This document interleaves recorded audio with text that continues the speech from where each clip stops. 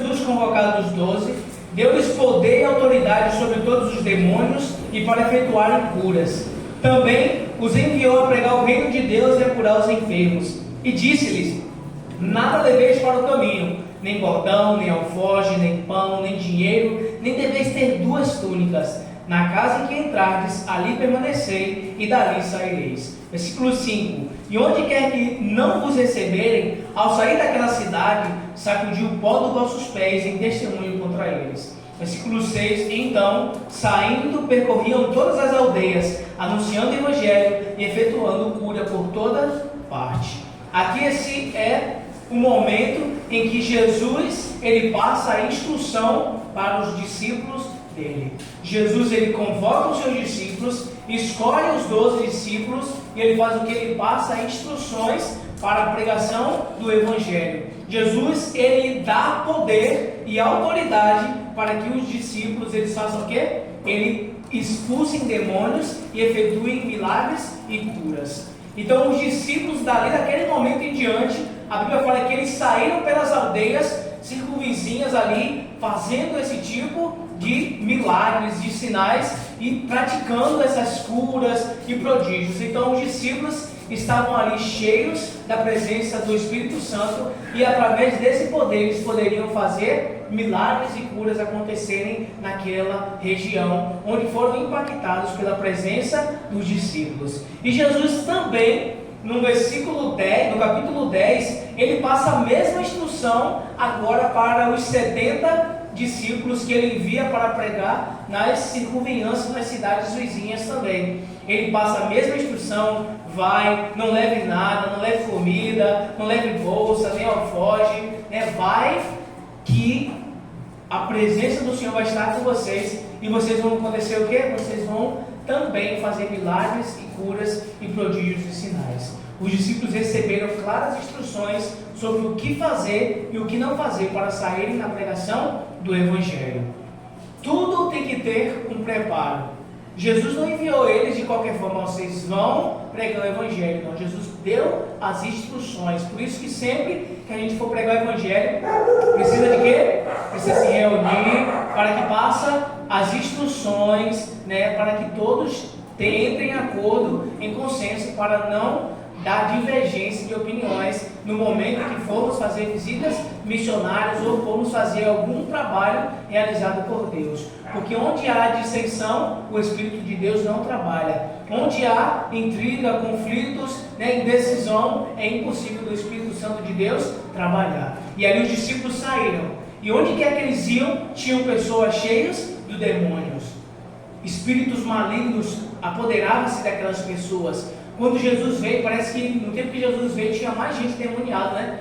Tantos demônios que Jesus tirou, mas não. É porque no passado os demônios se manifestavam de forma visível. E as pessoas viam, né, essas manifestações demoníacas. Hoje não. Hoje os demônios estão nas pessoas, ou até em nós, Deus no livre, né? Mas ele está até em nós, mas ele está trabalhando de uma forma o quê? De uma forma refinada, de uma forma simples, com que a gente não consiga entender nem compreender. Quando você se vicia num aparelho de telefone, você está sendo usado por ele. Quando você fala mentira, você está sendo usado por ele. Quando você deseja coisas que não deveria desejar, quando a sua mente está voltada para outras coisas, tudo isso é influências demoníacas que está sobre as pessoas. Vício de álcool, de cigarro, de droga, tudo isso é o que? É influência satânica sobre a vida das pessoas. E aí eu pergunto, será que nós temos alguns vícios na nossa vida que precisamos ser tirados? Na nossa jornada espiritual, o ser humano gosta de vício. Sabia disso? O ser humano gosta de se viciar. E quando ele sai de uma coisa, ele entra na outra. O ser humano gosta de se viciar em coisas que causam mal para ele. E a maioria dos vícios, todos os vícios causam mal para a saúde, tanto física como mental também. A mente da gente vai ficar o quê? Cada vez pior quando a gente está nesses momentos. Isso é ação maligna dos demônios. Agora os discípulos eles saíram fazendo curas e milagres em todas as partes. Todos nós precisamos ser livres das operações malignas sobre nossas vidas. Agora, a pergunta é: você já teve um embate direto contra um demônio? Alguém possesso por um demônio? Você já de frente a frente com ele, né? E ali você teve que usar toda a sua fé para expulsar aquele demônio, uma pessoa. Eu lembro, manhã tá aí, não deixa mentir, né? A mensagem veio no tempo certo, ela chegou. Não deixa mentir. Quando a gente, eu lembro, eu era pequeno, eu lembro, né? Quando o nosso amigo finado Jurandir, ele, né? Deus abençoe ele quando voltar, né? Que Deus possa salvar a vida dele, se for da vontade dele. Quando ele estava, né? Assim, possesso, eu lembro uma vez que ele foi lá em casa. Aí ele, né? Entrou em possessão ali demoníaca. E o que aconteceu? Eu lembro da manhã e Carminha, né, de Juvenal, lá em casa. E aí fizeram uma corrente de oração em volta dele. E ele ali todo se debruxando ali. E manhã orando com Carminha. Até que aquele espírito, ele foi embora e ele conseguiu se tranquilizar. E aquelas coisas aconteciam, né, de muitas e muitas vezes. E eu lembro, quando fala assim, eu já lembro logo dessa pessoa. Porque eram muitas atuações que tinha na vida dele, né. Mas é muito triste quando a gente conhece alguém que é possesso de demônios, não é? A gente conhece alguém que é possesso de demônios, aquela pessoa, na sua mente, só fica guardada aquele momento, daquela situação que você passou com ela. Mas, na Bíblia, também nós encontramos pessoas cheias de demônios. E demônios, eles não entram somente em pessoas adultas, ele entra em crianças também.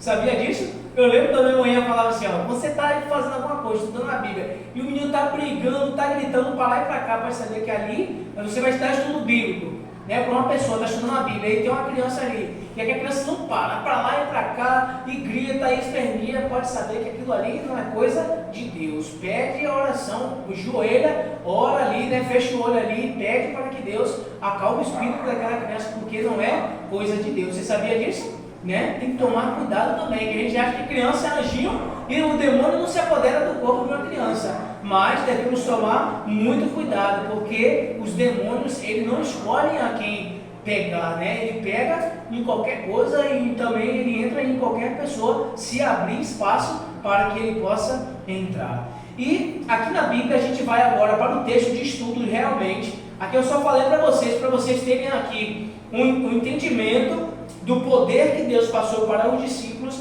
para a operação de milagres. E a gente vai mesmo agora para Marcos. Nosso estudo está baseado no livro de Marcos, capítulo 9, também, né? Agora o versículo 14. E ele fala a cura de um jovem possesso.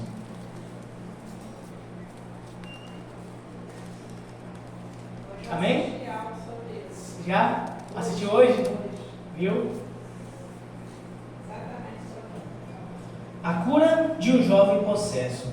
E o texto, antes da gente ler o texto, para vocês entenderem a situação aqui que estava passando, aqui fala que Jesus, ele estava, antes desse episódio aqui, Jesus estava com 3 discípulos, Pedro, Tiago e João. Eles estavam onde? No Monte da Transfiguração. Os discípulos estavam no monte, numa montanha da Transfiguração. E os 9 ficaram, eram 12, então 9 ficaram aqui embaixo, né, lá na cidade. E os outros 3, juntamente com Jesus, foram para onde? Foi para o Monte da Transfiguração, onde eles viram Jesus como um Filho de Deus mesmo. Eles tiveram essa revelação de Jesus como um Filho de Deus, não como um homem, mas como um Filho de Deus. Eles viram ali Moisés, né, que estava ali também, e eles viram aquele momento extraordinário que aconteceu com Jesus. E os discípulos, eles ao descerem daquela montanha junto com Jesus, o Espírito de Profecia fala do desejar de todas as nações, né, a página 252, fala, na versão jovem, atualizada, fala que os rostos deles estavam repletos, cheios de luz, porque eles estavam na presença de Deus. Então, e Jesus também passa alguma instrução para ele, ó, não fala nada do que aconteceu aqui com ninguém. Viu só? Jesus falou, olha, não fala nada do que vocês viram para ninguém, porque vocês só poderão falar depois que eu ser morto e ressuscitar. Aí vocês poderão contar, mas até lá, vocês segura a língua de vocês aí, não fala nada para ninguém. Tá vendo? Até coisa boa tem tempo certo de contar. E saindo um pouquinho um gancho aqui da lição, mas pegando um ganchozinho aqui, até coisa boa tem um momento certo de contar. Sabia disso? Jesus falou, não fale nada para ninguém, mas que vocês viram que ele era filho de Deus, não fale, porque isso pode citar a ira dos fariseus sobre mim e eu morrer antes do tempo. E Jesus falou, olha, só depois que eu for morto, aí vocês podem contar esse testemunho para as outras pessoas. E naquela situação, eles desceram do monte. E o versículo aí, o 14, começa assim: quando eles se aproximaram, eles estavam vindo do monte, descendo. Quando eles se aproximaram dos discípulos, viram numerosa multidão ao redor, e os escribas discutiam com eles. E logo toda a multidão, ao ver Jesus, tomada de surpresa, correu para ele e o saudava. Então ele interpelou os escribas: que é que discuteis com eles? E um dentre a multidão respondeu: Mestre, trouxeste-me o meu filho, trouxe-te o meu filho, possesso de um espírito mudo. E este, onde quer que o apanhe, lança por terra, e ele espuma, rilha os dentes e vai definhando. Roguei a teus discípulos que eu expelisse, e eles não puderam.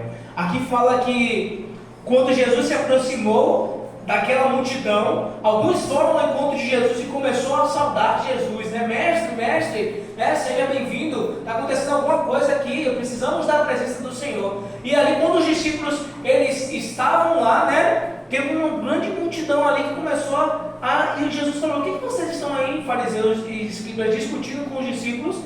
Aí aquele homem, então, o pai daquele menino, faz o quê? Se lança aos pés de Jesus. E no momento de desespero ele fala: Mestre, eu trouxe meu filho para que os seus discípulos expulsem os demônios e eles não conseguiram fazer nada. E a pergunta é: por que os discípulos, no capítulo 9 de Lucas, eles saíram expulsando demônios e nesse momento agora eles não puderam fazer nada? Elisa postou a boca aí para falar, mas eu vou continuar. Eu pego até a respiração, E ali, aquele homem atira-se aos pés de Cristo com clamor, Eu creio que somente o Senhor pode me ajudar. Naquele momento, aquele homem já estava desacreditado de que alguém poderia fazer alguma coisa pelo seu filho. Quem poderia ajudar não estava ajudando, que eram os discípulos de Jesus. Porque aquele homem, aquele pai já estava com o coração incrédulo. Agora eu te pergunto, o que é ver um filho? Olha só, não era qualquer atuação, não era violenta, atuação maligna sobre a vida daquele menino. Ele era mudo, Ele era mudo, se eu não me engano, ele tinha outro problema também, Ele era mudo. E ainda tinha esses ataques de epilepsia, epilético, espumava pela boca. Quando ele se contorcia, ainda definhava, Ele rangia os dentes. A gente na casa de Ronaldo, não era espírito mal não, mas é que ele tinha o costume de ranger o dente, Uma coisa esquisita, Isso era um bicho, rangendo os dentes, craque, o bruxismo, você nunca tituba.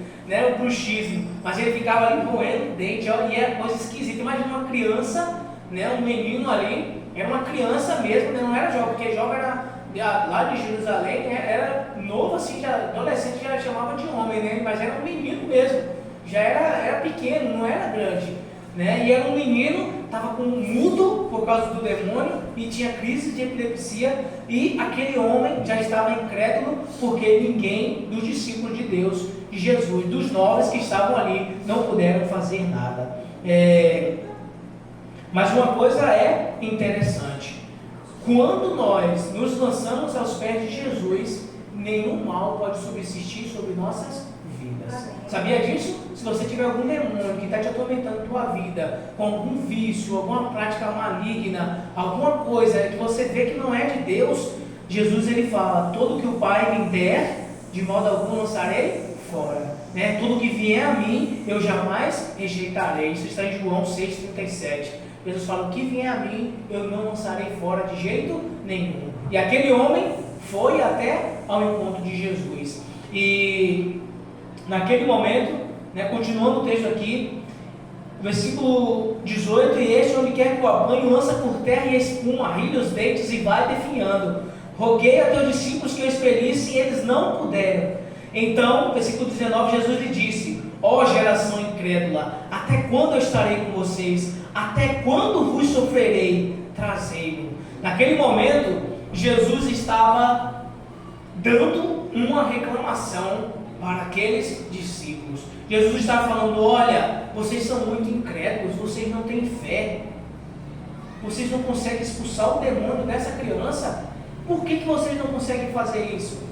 Agora imagina Jesus vindo no século 21, encontrando alguns de nós, irmãos, e o espírito ali demoníaco possesso daquela pessoa, e muitos irmãos que vivem no século 21 não têm poder nem autoridade para expulsar um demônio. Agora imagina como que Jesus ele fica. E o Espírito de Profecia fala, mesmo em Líder de Todas as Nações, naquele momento fala que o demônio estava rindo, estava caçoando dos discípulos. A Bíblia fala aqui o Espírito de Profecia fala que os demônios estavam rindo dos discípulos, porque eles não puderam fazer nada contra aquele demônio. E Jesus estava o quê?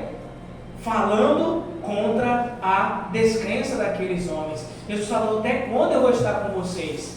Até quando vocês continuarão a ser incrédulos e não vão acreditar? Até quando eu vou suportar essa incredulidade de vocês? Jesus falando com eles, né? Até quando eu vou suportar essa incredulidade de vocês? E naquele momento ali, sabe, foi uma ilustração da história da redenção. Jesus contra Satanás, batendo de frente a frente.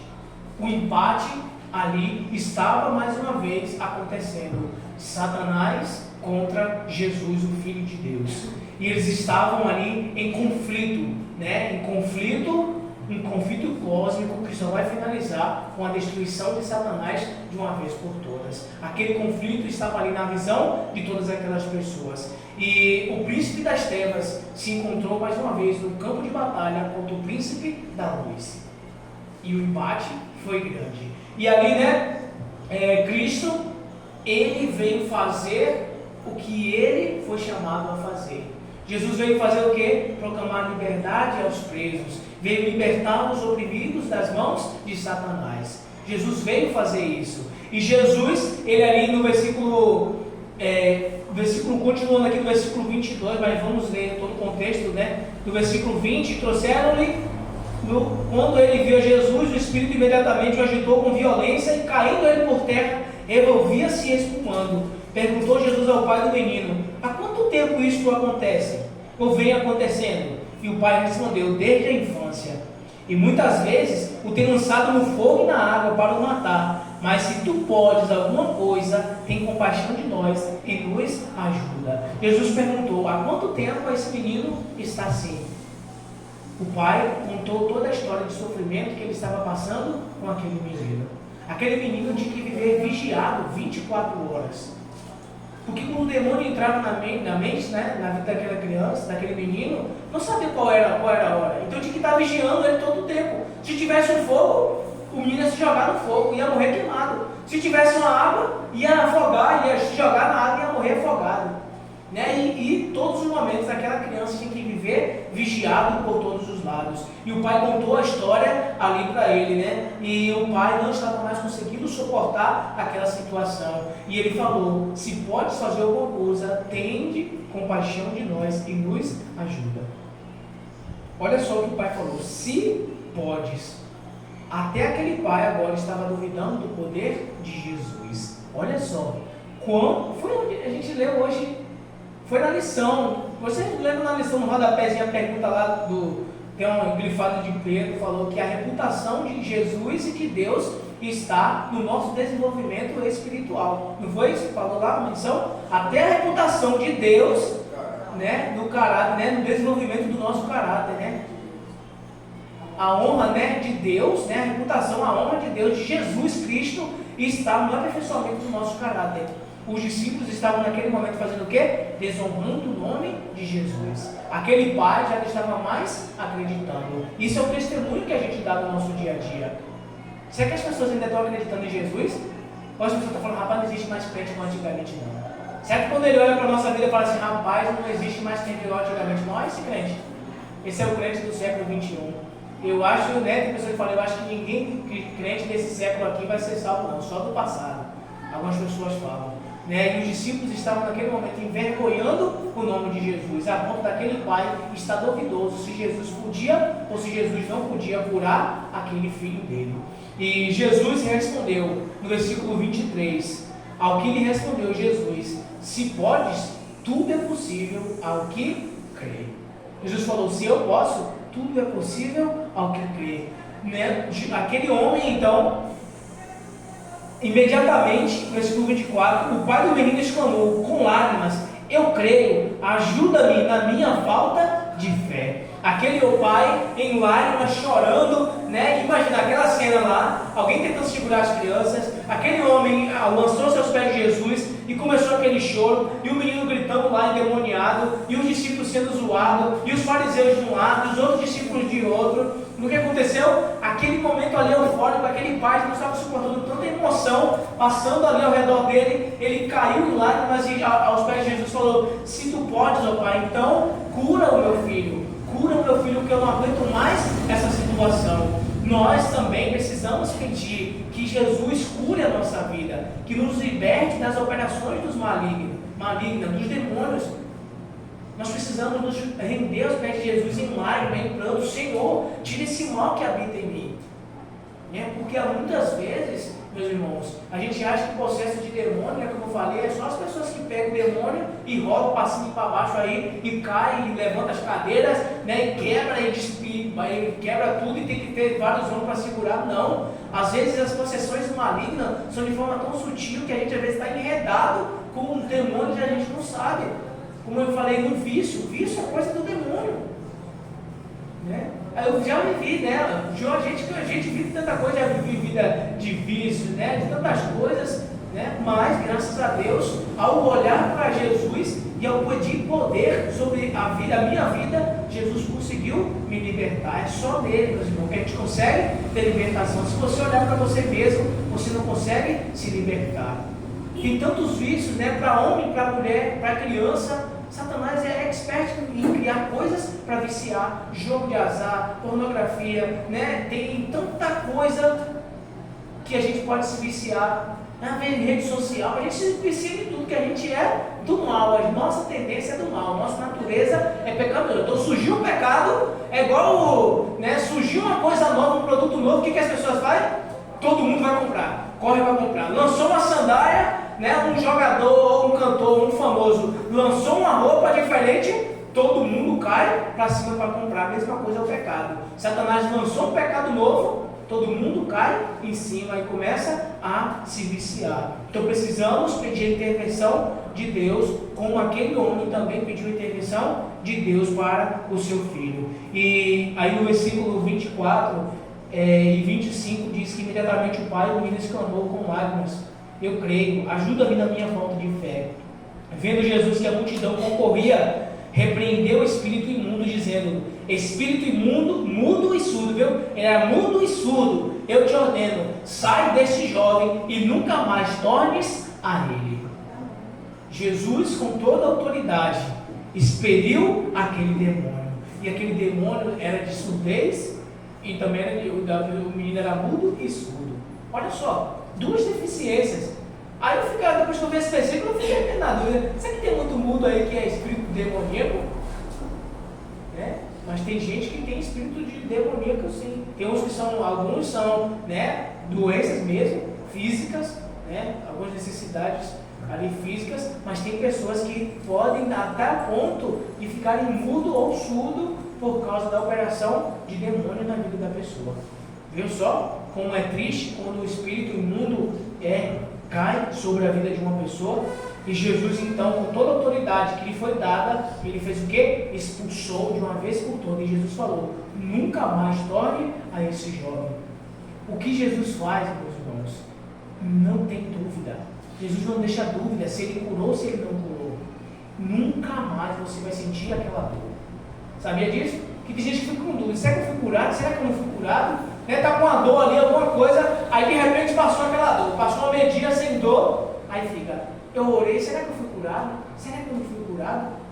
Né? Quem tem dúvida não pode agradar a Deus. Sem fé é impossível agradar a Deus. Quem aproxima de Deus, se aproxima dele, é necessário que exerça a sua fé. E Jesus não deixou dúvida nenhuma: nunca mais aquele jovem ia falar, iria ouvir e nunca mais ia ter aquelas possessões na vida dele. Por quê? Porque Jesus que expulsou os demônios da vida dele. Então, meus amigos, se você quiser ter uma vida liberta, você que tem uma vida livre do pecado, da condenação, dos demônios, eu te falo, peça que Jesus te liberte. E ele mais uma vez vai falar, nunca mais os espíritos vão voltar para a sua vida. Nunca mais esse sentimento de culpa vai voltar para você. Nunca mais esse sentimento de opressão vai voltar na sua vida. Só Jesus tem poder para libertar. Clame a Ele. E no momento que você estiver clamando, o poder do céu vai ser liberado e a sua vida vai ser liberta. E diz aqui, ainda continua o versículo, né? E tem uma pergunta, né, que eu fiz no início. Por que antes aqueles discípulos, eles curaram e expulsaram demônios e agora eles não podem mais curar e não estão conseguindo mais expulsar demônios? Vamos continuar o texto e vocês vão entender por quê. Versículo 26. E ele, clamando e agitando muito, saiu, deixando como se estivesse morto, a ponto de muito dizer, morreu. Imagina, o povo não brinca, né? O povo está aí, meu amigo, doido com uma fofoca, né? Estava todo mundo ali, aí o menino estava se puxando lá, espumando, aí Jesus, sai dele, aí o menino saiu, nunca mais volta. O menino deu aquele última, né? Aquela saída violência, e o menino parou. Aí o povo morreu. Agora pronto, Jesus ia ser culpado por matar o menino. E Jesus e aí, né, morreu. Acabou, morreu, e agora ele não vai ter mais possessão porque o menino morreu. Mas Jesus, versículo 27, tomando pela mão, o ergueu e ele se levantou. Olha só a história da redenção, mais uma vez, dando os seus insights para que a gente pudesse entender. Jesus fez o quê? Prostrou-se, pegou aquele menino e o ergueu pela mão. E ele se levantou. Sabe o que é isso, meus irmãos? Quando você está lá na lama do pecado, escravizado pelos demônios, quando você está na sua vida de pecado, de sofrimento, Jesus, ele faz o quê? Ele se prostra. Jesus veio a esse mundo. Jesus, ele se tornou como um homem, se tornou como nós, para nos resgatar das mãos do inimigo. Amém. Jesus tem poder para fazer isso. Ele tirou aquele menino e deu vida nova para ele, e levantou e ergueu ele, e falou, e entregou aquele menino para o seu pai.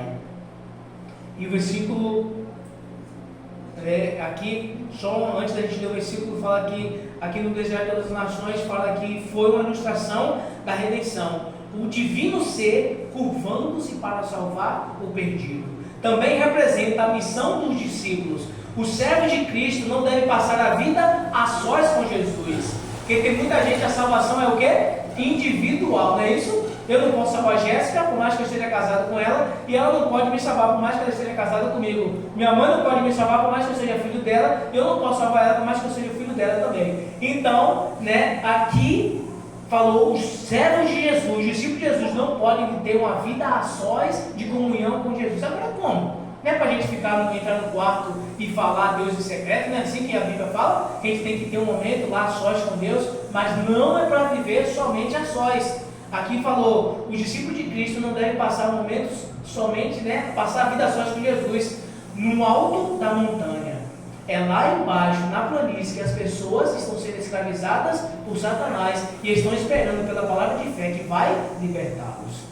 Viu só? Não é para ficar lá no monte da transfiguração direto, não. Né? Como a gente foi hoje no monte, né? Aquilo que a gente aprendeu hoje lá, aquele poder que a gente recebeu hoje lá, é para colocar em prática no vale aqui, ó, na nossa vida diária. Né? Não é só para ter aqueles momentos lá, é um momento que passou na nossa vida e é um momento bom, né, que a gente teve. Não é isso não. É para a gente colocar em prática aqui, ó, porque aqui tem pessoas escravizadas, né, no nosso dia a dia pela operação do inimigo. E aqui o Espírito Profecia deixa bem claro, né, a vida só de cristão, não é só aquele momento lá que você é a sós com Deus e acabou, eu vou ser salvo, pronto, estou fazendo a minha parte, estou lendo a Bíblia, estou jejuando, estou orando. Não. É também descer no vale para ajudar as pessoas que estão sendo escravizadas pelo poder das trevas e libertá-los por uma palavra de fé que vai sair da sua boca. Então você precisa ungir a sua boca todo dia, sabia disso? De manhã, Senhor, unge a minha boca, para que as palavras que saem da minha boca tragam libertação para as pessoas que irão ouvir. Às vezes no dia a dia a gente fala tanta coisa, né? E agora? Falei, pronto, e agora? A gente não vigia, até nossas palavras têm o poder de libertar as pessoas da condenação e da escravidão do pecado. E aqui, no versículo 28, diz assim: quando entrou em casa, os seus discípulos lhe perguntaram em particular: por que não podemos nós expulsá-los? Aí a pergunta que vai ter a resposta: respondeu-lhes: esta casta não pode sair, senão por meio de oração. E minha Bíblia está grifada de você estar entre colchetes assim, tá? E jejum. A importância, esse colchete aí é para dar uma importância ao quê? Ao jejum. Por isso que a gente, eu e a Elisa, está lá toda quarta-feira, né, Elisa? Irmão, vamos jejuar, vamos jejuar, vamos jejuar. Por quê? Porque vocês precisam, a gente precisa ter uma vida no altar de comunhão, de consagração com Deus.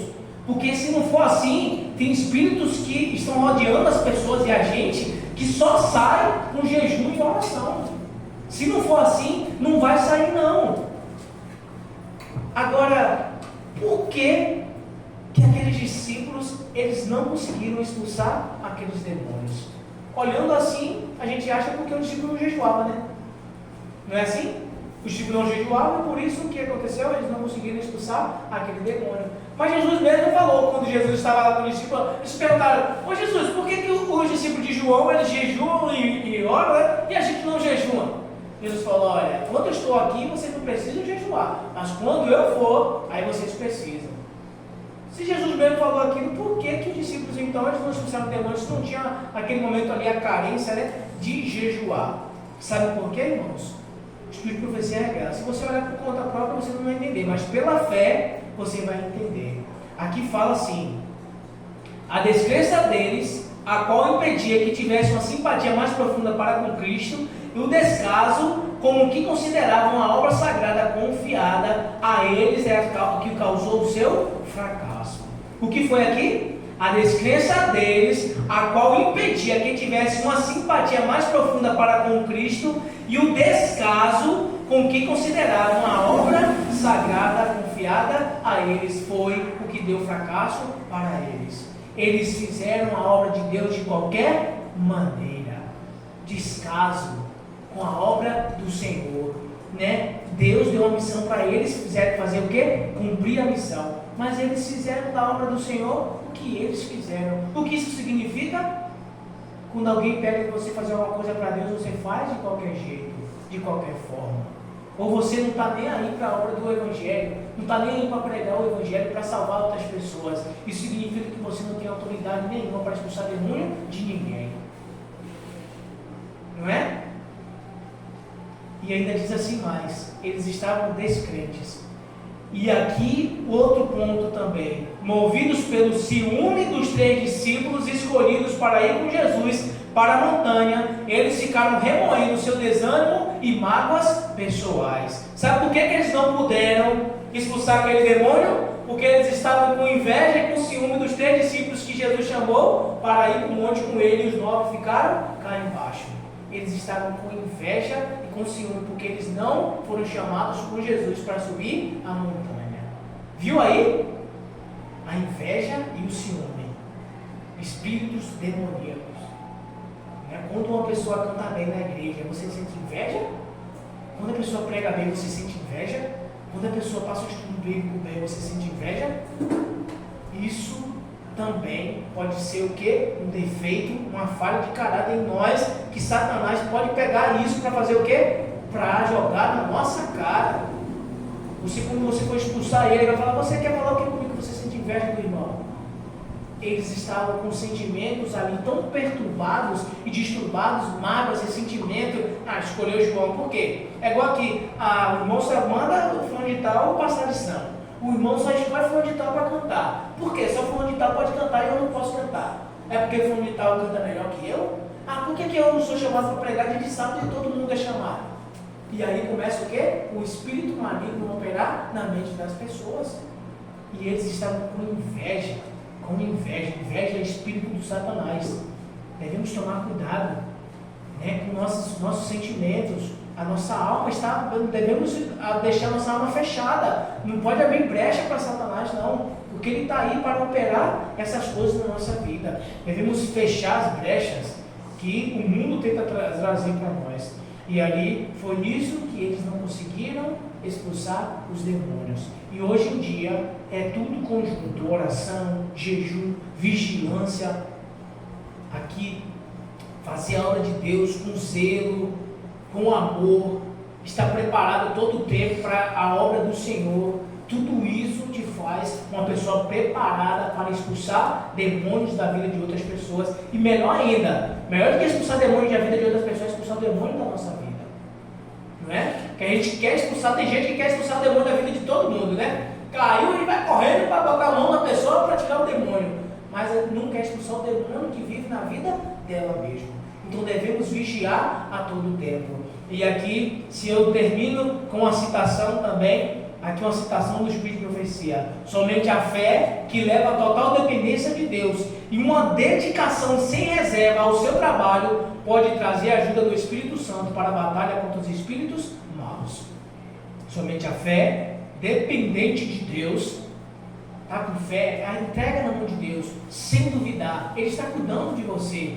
Ele vai cuidar da sua causa, da sua obra, sem duvidar, uma dependência 100% de Deus, né? Uma dependência total de Deus, que pode te dar o poder e o zelo, né? A dedicação sem reserva ao trabalho de Deus pode te trazer o poder do Espírito Santo para expulsar os espíritos malignos. Apegue-se à palavra de Deus e a todos os meios eficazes que Ele tem indicado. Dessa maneira a sua fé será fortalecida. Os obstáculos que Satanás levanta em seu caminho podem parecer tão impossíveis de escalar como as mais altas montanhas. No entanto, eles vão desaparecer quando você exercitar a sua fé. Nada será impossível para aquele que crê, como Jesus disse, para quem crê. E meu apelo final para a minha vida e para a vida de vocês é: quantos essa noite aqui estão dispostos a entregar a vida ao Senhor, sem reservas, sem duvidar, e trabalhar para o Senhor, sem reservas, uma dedicação total na mão do Senhor, jejuando, orando e entregando a sua vida, pedindo a Deus que retire todo o sentimento de culpa, sentimento maligno, né, de inveja da sua vida. Quantos aqui querem ter a vida transformada pelo Senhor, a ponto de ter poder para libertar os oprimidos da escravidão do pecado? Amém. Amém? Então, se esse é o seu desejo, esse também deve ser e é o meu desejo: entregar-me ao Senhor e não passar vergonha ao Senhor e nem ao nome meu, né? Nem ao meu nome, nem ao nome do Senhor. Então vamos nesse momento ficar de pé e vamos cantar o louvor entrega. Vamos entregar a nossa vida nas mãos do Senhor. Me entregar, Senhor, preciso a Ti me entregar, preciso ouvir Tua voz a me falar.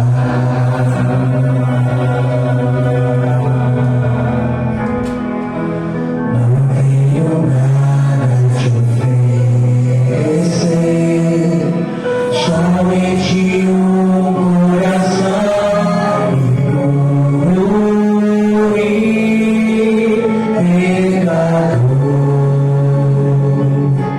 Mas aqui estou, me aceita, Senhor.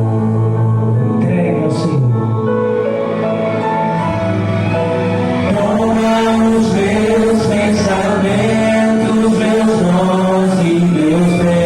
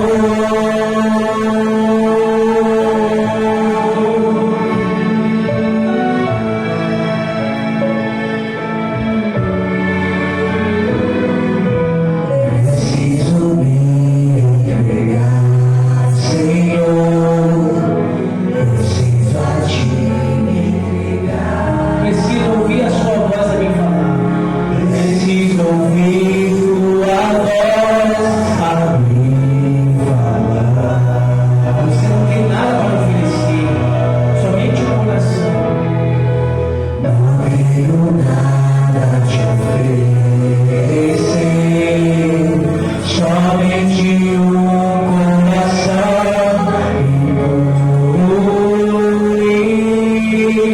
pecado. Mas você está aqui, sem reservas, entregando-se ao Senhor. Me aceita, Senhor. Entregue tudo ao Senhor. Peça que Ele leve tudo para Ele. Toma os meus pensamentos, meus dons e meus bens.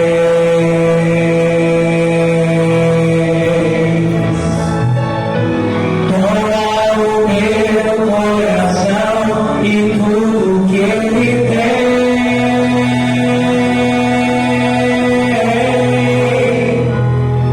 Renova, Senhor, meu viver. Derrama em mim teu amor. Quero pra sempre servir-te por onde for.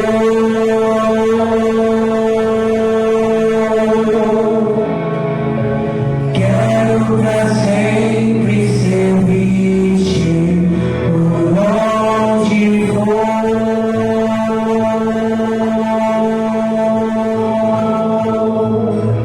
Amém, Senhor. Oremos.